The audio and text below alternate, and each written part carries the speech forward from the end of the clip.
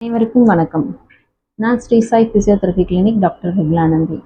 நம்ம முதுகு தண்டோட பிரச்சனைகள் பற்றி நிறைய பார்த்துக்கிறோம். முதுகு தண்டோடத்தில் அடிப்பட்டதுனால நிறைய பேருக்கு கை கால் வரல அப்படிங்கிற மாதிரியான கண்டிஷன் பற்றி கேட்டிருக்காங்க.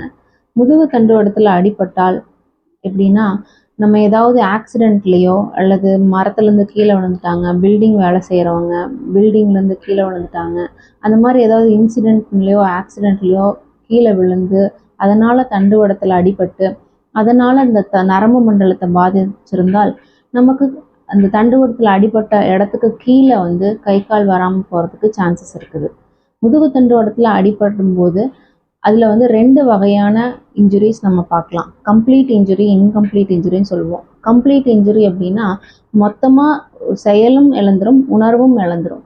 இன்கம்ப்ளீட் இன்ஜுரி அப்படின்னா ஏதாவது ஒன்று செயல் இழந்துரும், கை கால் செயல்பாடுகள் இழந்துரும், இல்லைன்னா உணர்வு இழந்துரும். இதில் 2 வகையான இது இருக்குது.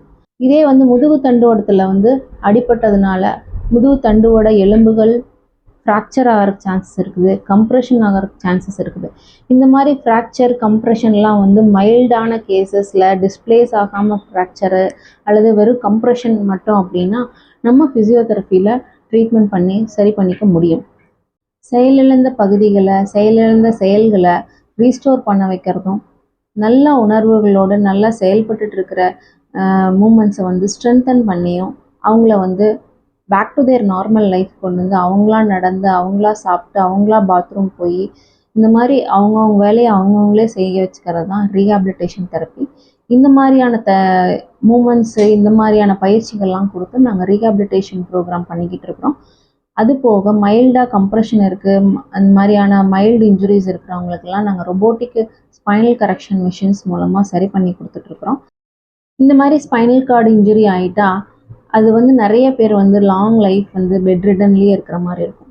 பெட் ரிடனில் இருக்கும்போது என்னாகும் அப்படின்னா அவங்களால யூரின் மோஷன் கண்ட்ரோல் பண்ண முடியாது. அவங்க திரும்பி படுக்கிறதுக்கு, எந்திரிச்சு உட்கார்றதுக்கு, நிற்கிறதுக்கு எல்லாமே யாராவது ஒருத்தரோட ஹெல்ப் தேவைப்படும். இதனால் என்ன ஆகும்னா படுத்துகிட்டே இருக்கிறதுனால அவங்களுக்கு உடம்பெல்லாம் வலி வரும், உணர்வு இல்லாத இடங்களெல்லாம் ஊசி குத்துற மாதிரி இருக்கும், எரிச்சல் வரும், ரொம்ப டிப்ரெஷனில் போயிடுவாங்க, அவங்களுக்கு யூரின் மோஷன் கண்ட்ரோல் இல்லாமல் போயிடும். இந்த மாதிரி நிறைய பிரச்சனைகள் வரும். இதில் ரொம்ப அடிபட்டு ரொம்ப கம்ப்ளீட் இன்ஜுரி ஆனவங்களுக்கு கண்டிப்பாக சர்ஜரி பண்ணுற மாதிரியான சூழ்நிலைகள் வரும். சிலவங்க மைல்டாக அடிபட்டவங்களுக்கு சர்ஜரி பண்ணாமையே ரெடி பண்ண முடியும். ஆனாலும் சர்ஜரி பண்ண வேண்டிய சூழ்நிலையில் இருக்கிற பேஷண்ட்ஸாக இருந்தாலும், சர்ஜரி பண்ணாமையே ரெடி பண்ணக்கூடிய சூழ்நிலையில் இருக்கிற பேஷண்ட்ஸாக இருந்தாலும் எல்லாருக்கும் கண்டிப்பாக ஃபிசியோ கொடுத்தா மட்டும்தான் அவங்களுக்கு ரிசல்ட் கொடுக்க முடியும். இதுக்கு பேர் ரீஹாபிலிட்டேஷன் தெரப்பின்னு சொல்லுவோம். அவங்களுக்கு என்ன பண்ணுவோம் அப்படின்னா, ரீஹாபிலிட்டேஷன் அப்படின்னா என்னென்னா மறுசீரமைப்புன்னு அர்த்தம்.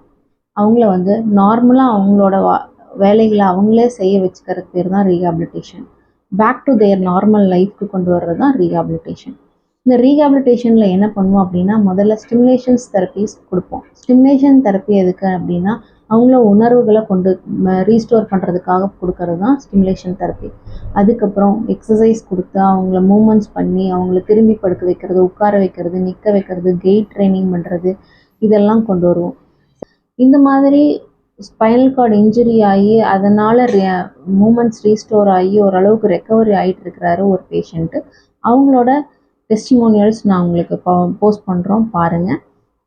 வணக்கம், நான் Muthusamy, Sudha it's advertising agency, INS accredited and government empanelled ஏஜென்சிங்க. என்னோட நண்பர் ஒருத்தருக்கு நண்பரோட அப்பா அவருக்கு ஒரு ஆக்சிடெண்ட்டில் முதுகு தண்டுவடம் பாதிக்கப்பட்டுச்சு. அதனால் கிட்டத்தட்ட 3 வருஷம் ஆயிடுச்சு. அவருக்கு டாக்டர்ஸ் அறுவை சிகிச்சை பண்ணணும், ஆப்ரேஷன் பண்ணணும்னு சொன்னாங்க.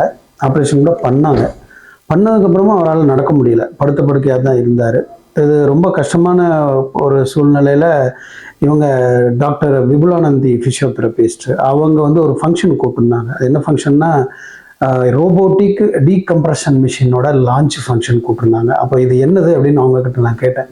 இது என்ன பண்ணோம், இதனால் என்ன பயன் அப்படின்னு கேட்குறப்போ இதை முதுகு தண்டோட சிகிச்சைக்கு அப்படின்னு சொன்னாங்க. நான் எதுக்கும் தகவலுக்காக நம்ம நண்பர்கிட்ட அப்பாவை அங்கே கூட்டிகிட்டு போகலாம் அப்படின்னு சொல்லிட்டு அவங்கள அழைச்சிட்டு அந்த ரோபோட்டிக் டீகம்ப்ரெஷன் மிஷின் மூலமாக சிகிச்சை கொடுத்ததில் ஒரு 2 மந்த்தாக சிகிச்சை நடந்துகிட்ருக்கு.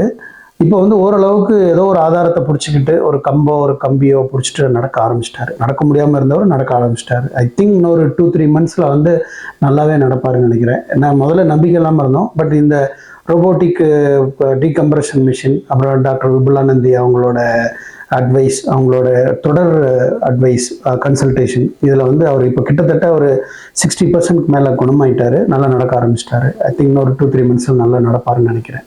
இந்த மாதிரி முதுகு தண்டோட பிரச்சனைகள் எதுவாக இருந்தாலும் நம்ம ஸ்ரீ சாய் ஃபிசியோதெரபி கிளினிக் வாங்க.